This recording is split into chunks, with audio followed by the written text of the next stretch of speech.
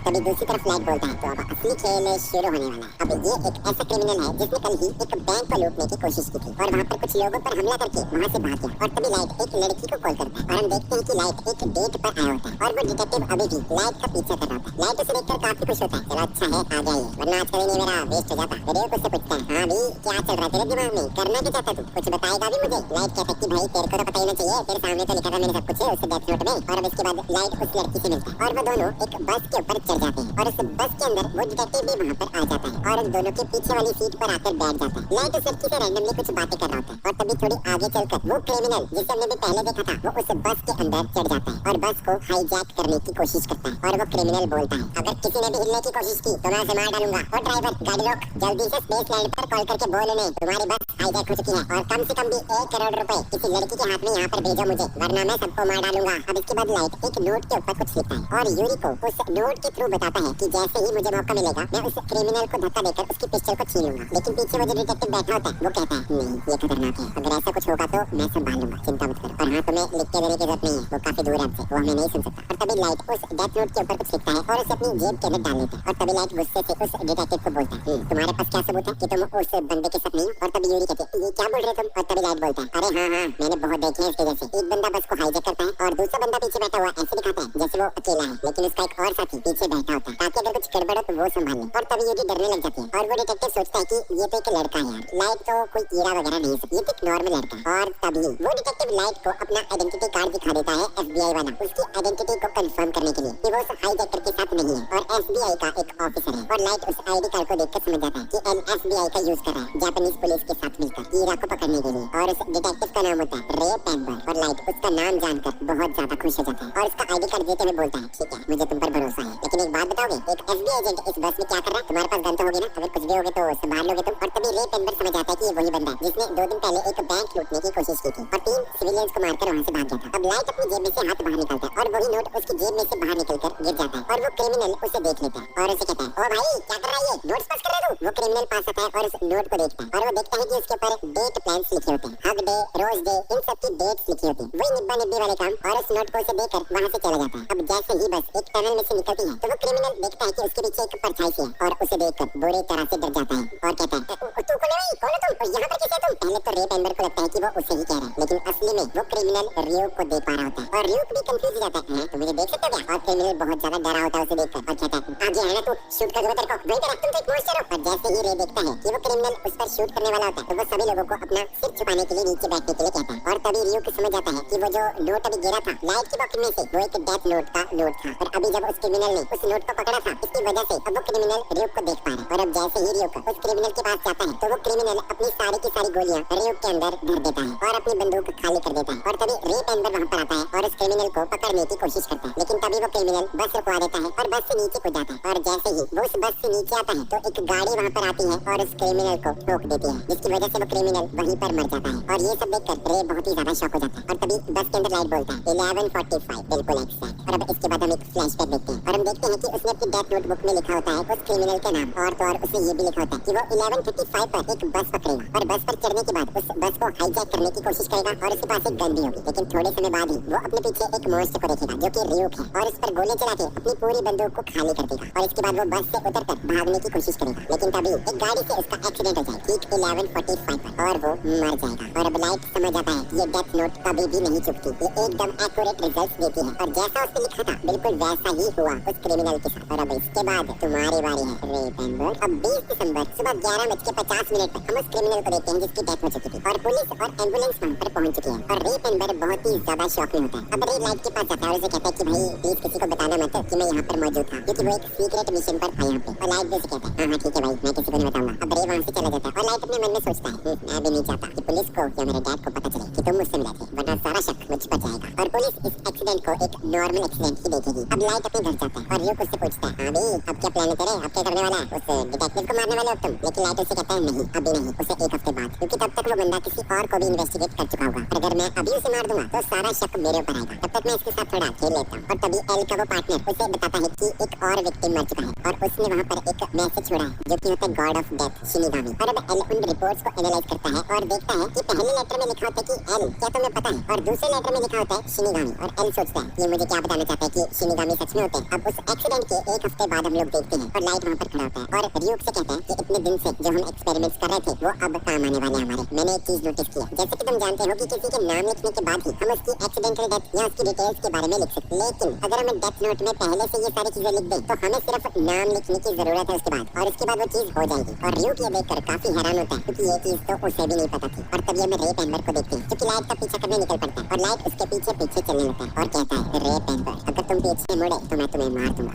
मैं केरा हूँ। और ये सुनकर रे पेनबर हद से ज्यादा परेशान हो जाता है। केरा से कहता है कोई भी चालाकी मत करना वरना मैं तुम्हें मार डालूंगा। और तभी रे पेनबर सोचता है ये आवाज मैंने कहीं तो सुनी है। और तभी लाइट बोलता है पहले मैं तुम्हें साबित करके दिखाऊंगा कि मैं ही केरा हूँ। और वहाँ पर एक चश्मे वाला आदमी खड़ा होता है एक कॉफी शॉप के बाहर। और तभी लाइट उसको मार देता है और उसे बताता है कि इसके ऊपर सेक्सुअल असॉल्ट के चार्जेस थे, लेकिन ये हर बार बच जाता था किसी न किसी तरीके से, तो इस बार मैंने इसे टपका दिया। मैंने इसके बारे में बहुत रिसर्च किया और साथ ही तुम्हारे बारे में भी। और तभी रे उसकी बात मान जाता है और कहता है ठीक है भाई मान लिया मैंने, तुम केरा हूँ। और तभी लाइट उससे इस स्टेट में आने वाले एजेंट्स के बारे में पूछता है। और तभी लाइट रे को एक एनवेलप देता है और कहता है ये लो इसमें से एक ट्रांसमीटर निकालो और अपने कानों में लगा लो, आगे के इंस्ट्रक्शंस मैं तुम्हें बाद में बताता हूँ। और लाइट वहाँ से चला जाता है और उसे कहता है अब तुम्हें एक लाइन में बैठना है, तुम्हें अंदर जाना है और दरवाजे की साथ वाली सीट पर बैठना है, और अगर कोई इसमें पहले से बैठा है तो उसके उठने का इंतजार करना है, और जब तुम बैठ जाओगे तो मुझे बताना। और कोई भी चालाकी करने की कोशिश मत करियो बेटा क्योंकि मैं तुम्हें हर पल देख रहा हूँ। अब रे उस ट्रेन में बैठ जाता है और उसे पूछता है हाँ तो बताओ मुझे कितने एजेंट्स हैं यहाँ पे और तुम्हारा प्लान क्या है। और तभी रे उसे बताता है कि टोटल 12 लोग हैं यहाँ पे। और तभी लाइट उसे कहता है हाँ ठीक है अब एक काम करो तुम्हारे पास जो एनवेलप मैंने तुम्हें दिया उसे निकालो। और हम देखते हैं कि एक पेपर सा होता है और इसमें बीच बीच में कुछ लिखने की जगह होती है। और लाइट उसे कहता है कि काम करो सबसे ऊपर वाली जो जगह है ना वहाँ पर अपने इंचार्ज का नाम लिखो। रे सोच रहा होता है कि ये करना क्या चाहता है भाई, क्या प्लान है इसका, और वो सोचता है कि भाई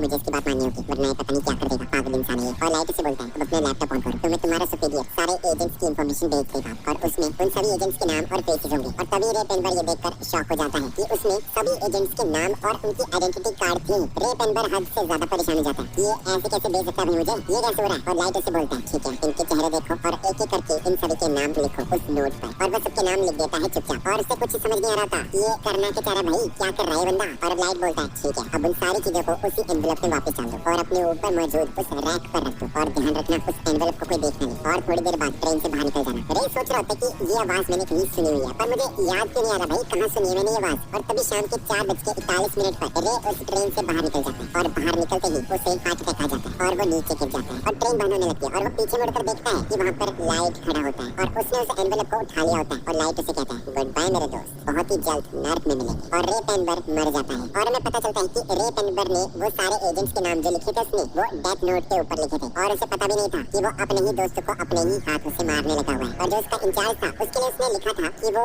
रे को अपने सारे एजेंट्स की फाइल भेजेगा और उसके बाद हार्ट अटैक से मर जाएगा, और ठीक वैसा ही हुआ। और बाकी एजेंट्स के आगे लाइट में लिखा होता है कि एक बार उसे वो सारी फाइल्स अगर मिल गई तो उसके बाद वो सभी के सभी हार्ट अटैक से मारे जाएंगे। दरअसल लाइट ने उस इंचार्ज को सबको फाइल भेजने के लिए बोला था और उसने ऐसा इसलिए किया क्योंकि अगर वो इंचार्ज अकेला रे पेनबर को वो फाइल्स भेजता तो सीधा शक उस पर आता और सबको पता चल जाता कि रे पेनबर जिसको इन्वेस्टिगेट कर रहा था वही कीड़ा है। इसलिए शक को बांटने के लिए उसने वो फाइल सभी को भेज दी और सभी को मरवा दिया। हम एल को देखते हैं और उसे इन्फॉर्मेशन मिलती है कि सभी के सभी एजेंट्स मारे गए हैं और सभी को हार्ट अटैक आया था। इसका यही मतलब है कि कीड़ा ने ही उसे मारा है। और FBI का चीफ उसे कहता है सॉरी एल लेकिन अब से FBI तुम्हारी मदद नहीं करेगी। और तभी चीफ एल से बात करता है और उसे कहता है तेरी वजह से वो सभी के सभी लोग मारे गए हैं, तुम भी एक मर्डरर ही हो। और तभी एल को मैसेज आता है कि एक और विक्टिम ने एक मैसेज छोड़ा उसके लिए और यहाँ पर लेटर वो पूरा हो जाता है और उसमें लिखा होता है सेब खाते हैं। और अब वो पूरा सेंटेंस बनता है एल क्या तुम्हें पता है शिनिगामी सेब खाते हैं। और ये देखकर एल को काफी ज्यादा गुस्सा आता है। और हम दूसरी तरफ रे पेनबर की फियोंसे को देखते हैं और उसे समझ आ जाता है कि कीरा ने ही उसके फियोंसे को मारा है। किसी बस ड्राइवर से इंफॉर्मेशन लेती है जिसमें रे पेनबर बैठा होता है जब वो हाईजैक हो गई थी। और तभी वो बस ड्राइवर उसे बताता है हाँ मैडम मैं इसे जानता हूँ। और तभी वो सोचती है लड़की कीरा भी पक्का इसी बस में होगा। और गाइस ये लड़की एक एक्स FBI एजेंट भी होती है। और इस तरफ हेडक्वार्टर्स में वो चीफ देखता है कि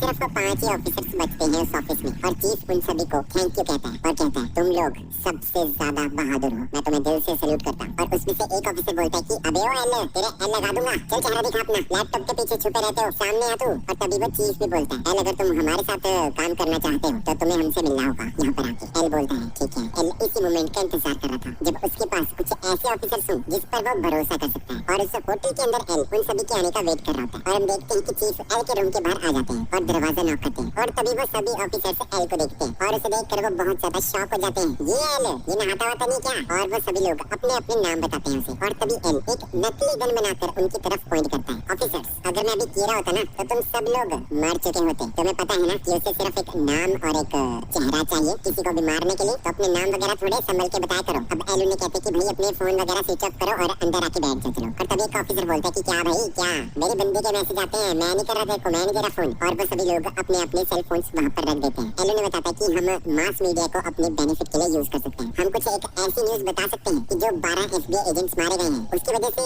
यूएसए की गवर्नमेंट बहुत ज्यादा नाराज हो चुकी है। उन्होंने जापान में 1500 और इन्वेस्टिगेटर्स को भेजा है कीड़ा को पकड़ने के लिए। कीड़ा को यहाँ पर बहुत ही ज्यादा डर लगेगा और तभी वो कोई गलती करेगा। और अब अगले दिन लाइट की मॉम उसे कुछ कपड़े देती है उसके फादर के और उसे कहते कि एल बेटा इसे जरा हेडक्वार्टर्स में देके आ जाना। और अब लाइट हेडक्वार्टर्स की तरफ निकल पड़ता है और जाते वक्त एक डेथ नोट का पेज अपने साथ ले जाता है। अब लाइट वहाँ पर आता है और देखता है कि वहाँ पर रे पेनवर की फियांसे पहले पहुंच चुकी है उससे। और वो बोलते हैं कि मुझे कीड़ा के रिगार्डिंग बहुत ही इंपॉर्टेंट इन्फॉर्मेशन मिली है। और ये सुनते ही लाइट चौकन्ना हो जाता है। क्या कीड़ा इन्वेस्टिगेशन, इससे क्या पता चल गया भाई मेरे बारे में? अब लाइट बोलता है इस लड़की से कि उसके फादर ही इस केस के इंचार्ज है और अगर वो चाहे तो उसका मैसेज वो उसके फादर को दे सकता है। अब ये दोनों साथ में जाने लगते हैं बाहर। और तभी लाइट से बोलता है कि बाय द वे मेरा नाम लाइट यादव है और तुम्हारा नाम क्या? और वो लड़की अपना नाम शोको माकी बताती है। तो मुझे मिस माकी बुला सकते हैं। मिस माकी बोलती है मेरा फियांसे था वो, जो 12 एजेंट्स में से एक था जो जापान आए थे कीड़ा को ढूंढने के लिए। और तभी लाइट यादव बहुत ज्यादा शॉक हो जाता है और अपने मन में कहता है एक मिनट, एक FBI एजेंट जो कीड़ा से मिला था, क्या ये वही हो सकता है? रे पेनवर। और मिस माकी कहती है ये एक टॉप सीक्रेट इन्वेस्टिगेशन थी और उसे अपना नाम किसी को नहीं दिखाना था। तो इसका सीधा सीधा यही मतलब है कि जिस किसी ने भी उसकी आईडी को देखा था उसी ने उसे मारा था। और तभी लाइट अपने मन में सोचता है भाई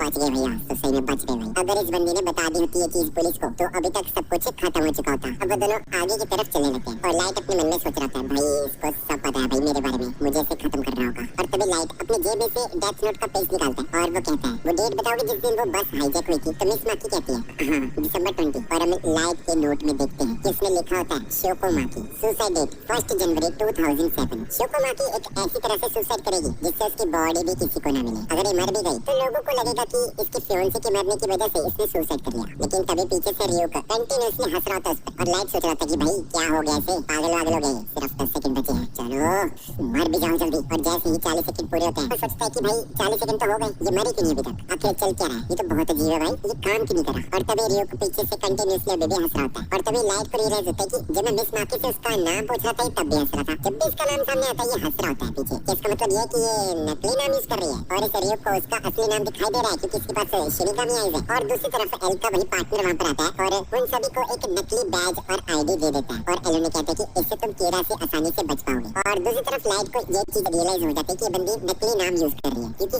रे पेनवर ने अपनी असली आईडी दिखाई थी, इसलिए वो मारा गया था। और इसीलिए ये बंदी अपना असली नाम किसी को नहीं बताने वाली है। अगर मैं इसका नाम इससे बार बार पूछूंगा तो इसे मेरे पास शक हो जाएगा। और तभी मिस माकी कहते बाद में मिलते हैं और वो वहाँ से चली जाती है। अब लाइट मन में सोचता है कि उसे बस इसका किसी तरह से असली नाम जानना है। तो इसके पर्स में कुछ आईडी वगैरह तो हो गई, कुछ ड्राइविंग लाइसेंस, आधार कार्ड, पैन कार्ड, कुछ तो होगा भाई। और दूसरी तरफ इन सभी ऑफिसर्स को एक बेल्ट भी दी जाती है जिसके अंदर ट्रैकिंग डिवाइस लगा होता है और हर एक पुलिस ऑफिसर की लोकेशन एल को 24 घंटे अवेलेबल रहेगी। और तभी लाइट माकी के पास जाता है और उसे कहता है दरअसल मैं आपको एक बात बताना भूल गया, कीड़ा की इन्वेस्टिगेशन को इसी तरह से डिजाइन किया गया है कि किसी को पता ही न चले कि कौन कौन उस इन्वेस्टिगेशन में शामिल है, इसीलिए तुम्हें कभी भी किसी भी ऑफिसर से कांटेक्ट करने ही नहीं दिया जाएगा। दरअसल मैं टास्क फोर्स का ही एक मेंबर हूँ, मैं इस वक्त इस केस का इंचार्ज हूँ। काफी सारे केसेस सॉल्व किए मैंने, तो मैं सच बोलूँ मैं किसी पे भी भरोसा नहीं कर सकती, इसीलिए मैं इस केस को खुद सॉल्व करना चाहती हूँ। और तभी लाइट उसे बोलता है क्या आप इस केस में प्लीज हमारी हेल्प करेंगी? टास्क फोर्स को ज्वाइन करने के लिए आपके पास एक आईडी कार्ड होना चाहिए। तो मिस माकी सोचती है क्या तो मुझे ज्वाइन करवाना चाहती हो तुम्हारी टीम में? और तभी लाइट बोलता है माफ करना यार, मैं कुछ ज्यादा ही एक्साइटेड हो गया लग रहा है। और तभी माकी से कहती है मैं ज्वाइन करना चाहती हूँ, प्लीज मुझे भी अपनी टीम में ले लो। और पीछे रियोक ये सब देख के पागलों की तरह हंसना शुरू कर देता है। और तभी लाइट उसे कहता है ठीक है पर ज्वाइन करने से पहले मुझे आपकी कोई आईडी वगैरह देखनी पड़ेगी। और मिस माकी अपना ड्राइविंग लाइसेंस निकाल कर दे देती है लाइट के हाथ में। और तभी स्नोफॉल शुरू हो जाती है और लाइट को पता चल जाता है कि इस लड़की का असली नाम नाओमी मिसोरा होता है और वो अपने डेथ नोट के अंदर उसका नाम लिख देता है। अब वो अपनी घड़ी को देखता है और नाओमी से पूछती है कि तुम अपनी घड़ी क्यों देखते रहते हो बार बार? और तभी लाइट बोलता है ओ अच्छा ये हाँ वो इसलिए क्योंकि मैं ही कह रहा हूँ।